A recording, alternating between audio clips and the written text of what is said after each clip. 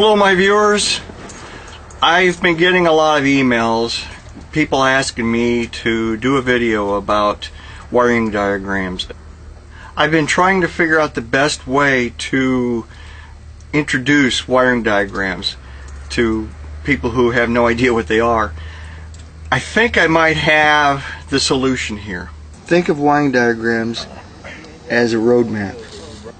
The lines on it are like roads that take you to the buildings, which in this case are components. This is a 5-pin relay in reality. Here's a 5-pin relay represented on a wiring diagram. This is a fuse block in reality. Here's a fuse block represented on a wiring diagram. This is a defrost board in reality. Here's what a defrost board looks like on a wiring diagram. This is a 3-pole contactor in reality. Here's a 3-pole definite purpose contactor represented on a wiring diagram. Here's a 2-pole contactor in the real world. Here's a 2-pole definite purpose contactor represented on a wiring diagram. This is a control transformer in reality. Here's a control transformer represented on a wiring diagram. This is a terminal block in reality.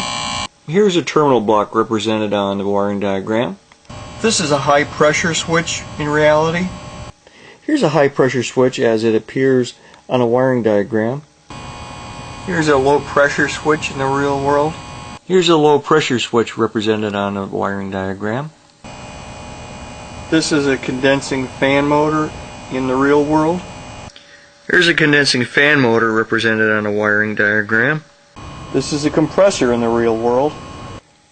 Here's a compressor represented on a wiring diagram. Here's a reversing valve coil in the real world. Here's a reversing valve represented on a wiring diagram. Here's a low ambient control switch in the real world. Here's a low ambient lockout control represented on wiring diagram. Here's a disconnect switch in the real world. Here's a disconnect represented on a wiring diagram. Here's a terminal strip in the real world.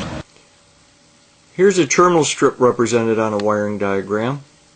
Here's a time delay in the real world. Here's a time delay represented on a wiring diagram. These are the heat strip coils right here. The things that look like springs. These are actually the heating coils. And here are some heat strips represented on a wiring diagram. Ground lug to your terminal block. Here's a ground lug represented on a wiring diagram. What we have here though is a limit switch. Here's a limit switch represented on a wiring diagram. Here's some single run capacitors. Here's a run capacitor represented on a wiring diagram. Those are just a few of many different symbols that represent components on an air conditioning wiring diagram. Stay tuned for more.